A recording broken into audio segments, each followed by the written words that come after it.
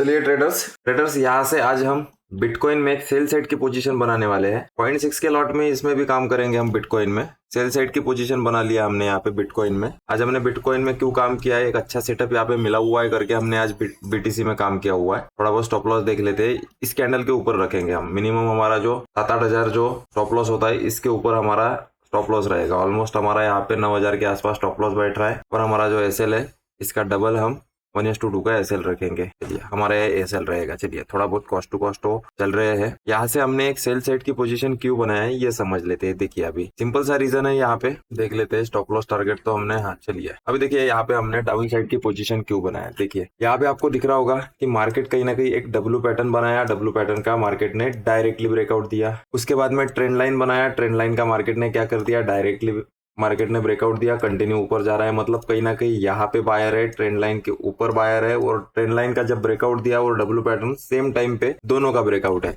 मतलब ये क्या है, लोगों के लिए मल्टीपल कंफर्मेशन है बाय करने के लिए। अभी मैंने यहाँ से रेजिस्टेंस से सेल क्यों किया, आपको पता होगा एक हमारा सेटअप है। इसी लेवल को अगर market without retracement directly test या ब्रेक करता है तो मार्केट साइडवेज या तो रिवर्सल होने के चांसेस ज्यादा होते हैं। आपको पता होगा ये, अगर आप मुझे फॉलो करते होगे तो।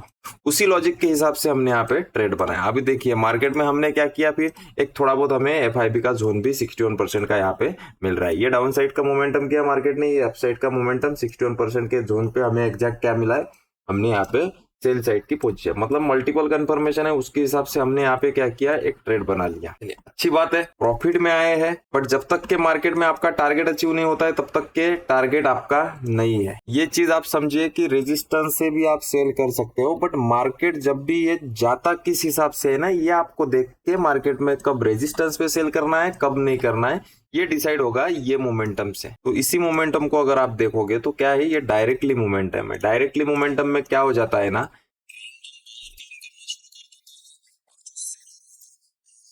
ऐसा अपसाइड का विदाउट रिट्रेसमेंट मोमेंटम देख के वैसे ही ऊपर के सेलर निकल जाते हैं। तो मार्केट में ऐसे रेजिस्टेंस लेते हुए नीचे आने में कोई ज्यादा दिक्कत नहीं होती। चलिए अच्छी बात है, 6,000 के आसपास हमारा अभी प्रॉफिट चल रहा है। ट्रेडर्स कितना टाइम लगेगा टारगेट आने के लिए ये तो नहीं पता है, बट मार्केट में जिस हिसाब से देखिए अभी सेम आपको यहाँ पे दिखा देता हूँ थोड़ा बहुत।